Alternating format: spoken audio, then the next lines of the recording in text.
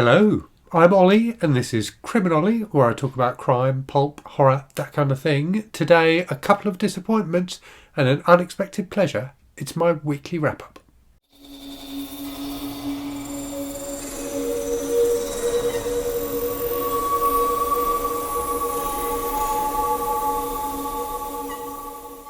So, weekly wrap-up time again. I have 5 books to talk to you about today. 5 books that I've finished this week and enjoyed to varying degrees. So at least one of them I didn't really enjoy at all, which was a big surprise to me. It was a book I was really expecting to enjoy.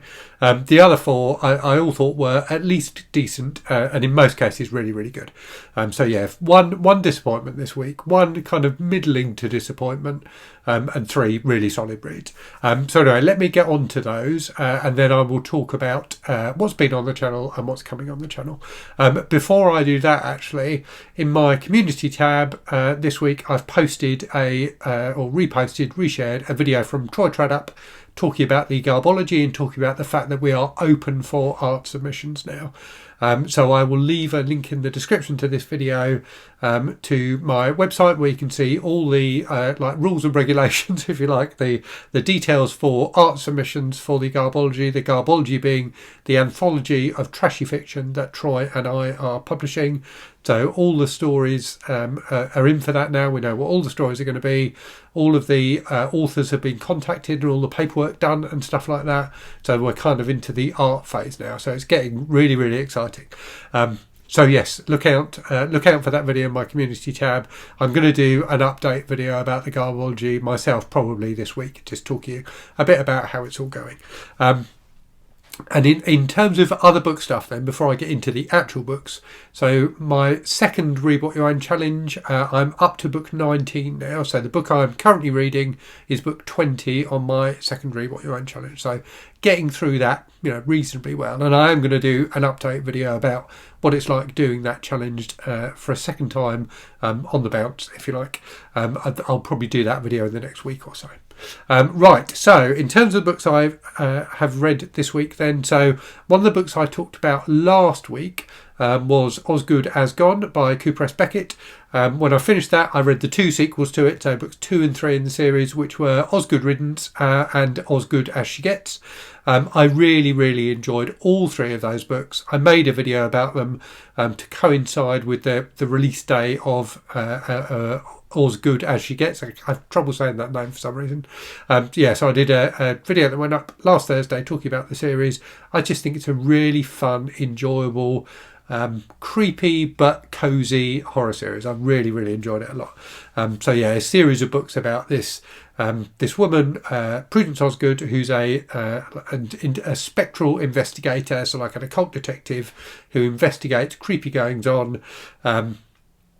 The 3rd book in the series is more of a traditional kind of creepy mystery, whereas the first 2 books like tell this story with a bit of kind of backstory and stuff like that, kind of her origin story to an extent.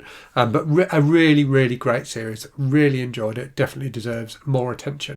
After that, I read Alice in Jeopardy by Ed MacBain. So as part of my Ed MacBain Evan Hunter project, reading all of the books by MacBain Hunter that I haven't read. This was his last published book. And it was good, but it was a bit disappointing. It wasn't as good as some of his other stuff. The final book he published in the 87th Precinct series, which I think was, I can't remember now if it was Hark or Fiddlers. It was one of those 2. That was fantastic, and I think that was his penultimate book.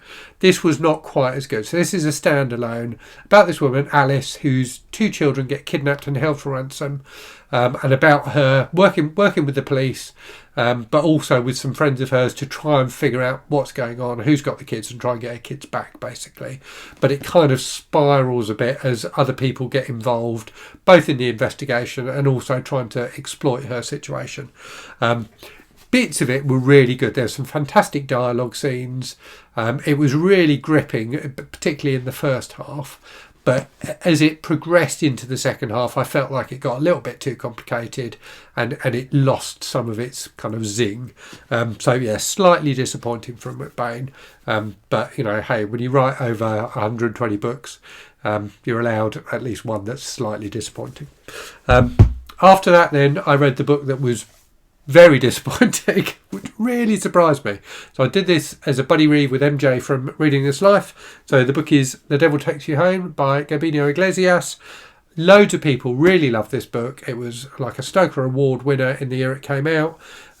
It just didn't work for me at all, I'm afraid. So it's about a guy whose daughter is terminally ill and who falls into a life of crime in order to pay for her medical bills, and things kind of spiral until he ends up doing a kind of one last job kind of thing, so a big job that's supposed to get him all the money he needs, and he won't have to worry about anything after that. Needless to say, he still has many things to worry about. It's a kind of interesting blend of crime and horror, so kind of a crime plot but with definite kind of supernatural horror elements to it as well, like monsters and stuff like that. But it just didn't work for me, and I think the problem was the prose. So there's something about the prose in this book that is it just felt to me like it was trying a bit too hard. It's a bit over the top, it's a bit too ornate, it's a bit too like it's like every sentence he's trying to make a point with. And it just got too much for me, and that became a wall between me and the story. The actual plot, the actual story, I think is solid and the kind of thing I really enjoy. A lot of the characters were interesting, but again and again, the prose just got in the way and prevented me from enjoying the book, sadly. So in the end, to be honest, I was glad that it was over, which really surprised me because I was really, really looking forward to it. After that then I read something which I didn't have particularly high expectations of, but which I really enjoyed. So this is a book that Titan Books sent to me for review a little while ago. Nobody's Angel by Jack Clarke from the Hard Case Crime line. This was really fun. So this originally came out in the 90s. It's just been republished by Hard Case. So Jack Clarke, the author, had been a taxi driver in Chicago. The hero of the book is a taxi driver in Chicago. So the hero and narrator is just kind of living his life, trying to make a buck as a cabbie. But there are kind of dark things going on around him. So near the start of the book, he discovers this young teenage girl who's been like brutally attacked in an alleyway, and then there's also someone going around bumping off taxi drivers. And it's kind of about him trying to solve those two mysteries, trying to find out what's going on and who's responsible for these attacks. That's essentially the plot, but much more than that. It's just about him being a taxi driver, which may sound a bit boring, but I actually found really, really interesting. So at the start of every chapter, for example, you get this little excerpt from the kind of Chicago taxi rule book. So it's really, really interesting, and there are multiple chapters that are just him driving somewhere, picking up a fare, having a chat with them, and then dropping them off again. And you always find out how much money they give him at the end, how big a tip he gets, and things like that. But I genuinely found it really, really engaging and interesting. I enjoyed the driving parts of it more than the mystery parts of it. The mystery parts of it weren't necessarily fantastically well done, but there's just a lovely atmosphere to the book. There's kind of a richness to it. You really do feel immersed in this guy's life, and I really, really enjoyed it as a result of that. So if you like the sound of that, I definitely recommend this. So those are the books I have read. The book I'm currently reading, which I've just started, is The Final Empire, the first of the Mistborn books by Brandon Sanderson. So interesting so far. So I can see why people like Brandon Sanderson based on what I've read so far. It's quite fast paced.